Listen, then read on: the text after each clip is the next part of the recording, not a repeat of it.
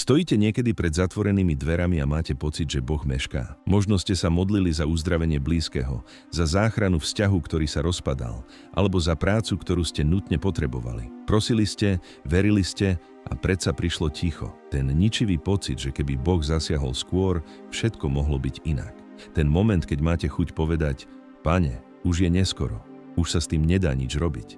Práve v tejto ťažkej ľudskej skúsenosti nás stretáva dnešné evanjelium podľa Jána. Lazárove sestry poslali Ježišovi odkaz: Pane, ten, ktorého miluješ, je chorý. Keď to Ježiš počul, povedal: Táto choroba nie je na smrť, ale na Božiu slávu, aby ňou bol oslávený Boží syn.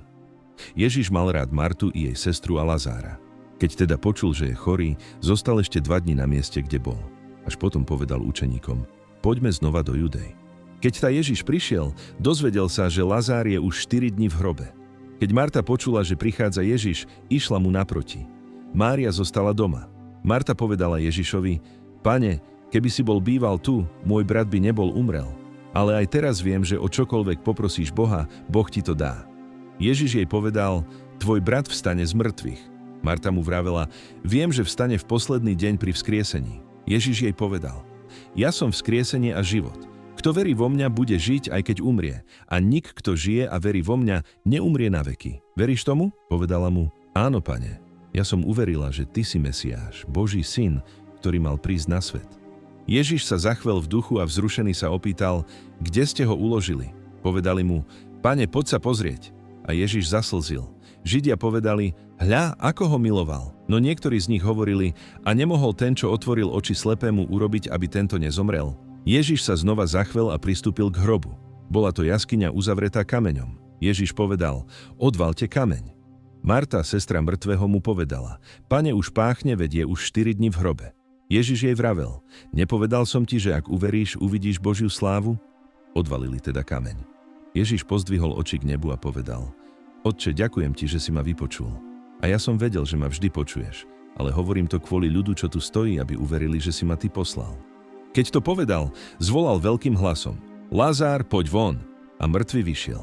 Nohy a ruky mal ovinuté plátnom a tvár obviazanú šatkou.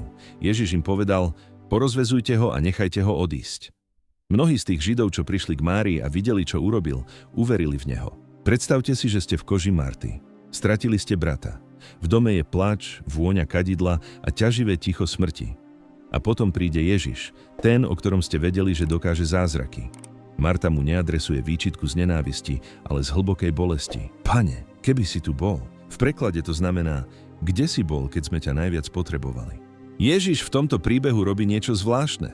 Hoci Lazára miluje, schválne čaká. Nebeží hneď. Prečo? Pretože Boh niekedy dovolí, aby naše ľudské možnosti úplne vyhasli, aby mohol ukázať niečo väčšie.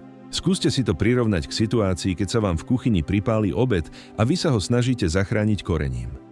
Boh však občas nechá ten obed úplne zhorieť. Nie preto, aby ste hladovali, ale preto, že vám chce postaviť úplne novú hostinu, o ktorej ste ani nesnívali. My často od Boha chceme len opravu našich problémov. Chceme, aby Lazár neochorel. Ale Ježiš prináša vzkriesenie. On neopravuje staré, on tvorí nové.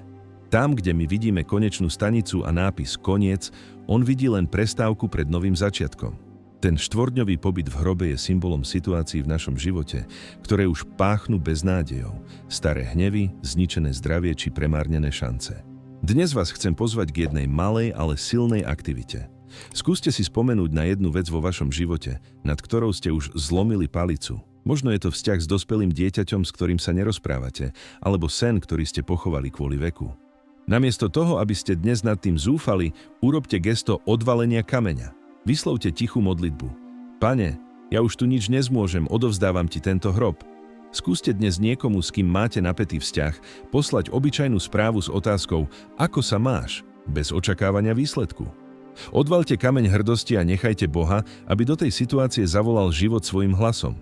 Ďakujem, že ste dnes venovali tento čas Bohu. Budem vďačný, ak sa dolu v komentároch podelíte o svoju myšlienku, svedectvo alebo modlitebný úmysel. Spoločne môžeme na seba myslieť. A aby ste na týchto pár minút nezabudli ani zajtra, dajte si odber a zapnite si zvonček. Toto bolo naše spoločné kráčanie s Ježišom.